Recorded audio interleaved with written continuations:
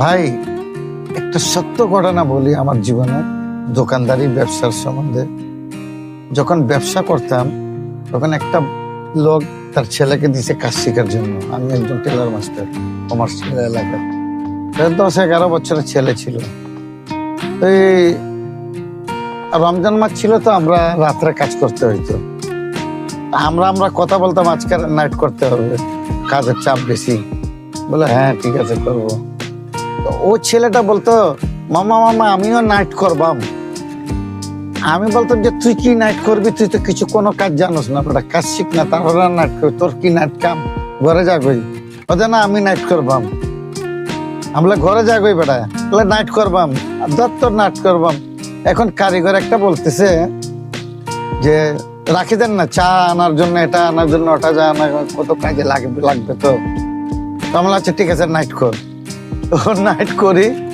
ভোরবেলা আমরা যখন গেছি শেয়ারের আজানের সময়, তারপরের দিন আইসে দিনের 12টা। বেড়া তোর কি নাইট করবাম কইয়ে না, এখন আসতেছে 12টা বাজে, ওতে ঘুম থেকে উঠতে পারি নাই।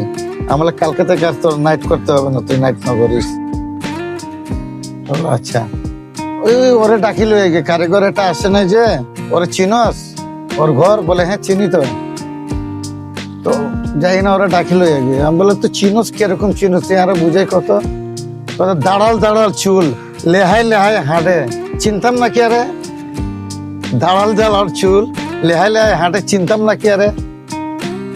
চিনি, আমি লই আইবাম মামা, আমি লই আইবাম। তো আমরা সবাই হাসতেছি। এখন এ যখন লই আইছে, আদে তোরা কি বলছো তুই জানাস? কথা কি বলছে? বলে দাঁড়াল দাঁড়াল চুল, লেহাই লেহাই হাঁটে, চিনতাম না কি আরে? আলার বলে আরে কি কইছিস তুই? বেয়াদব ফড়িয়ার, আমার এগুলা কেন বলবি? আমরা এটা ওর ভাষা বলছে, বেটা তুই গরম কাগজ গুড়া ফোলা।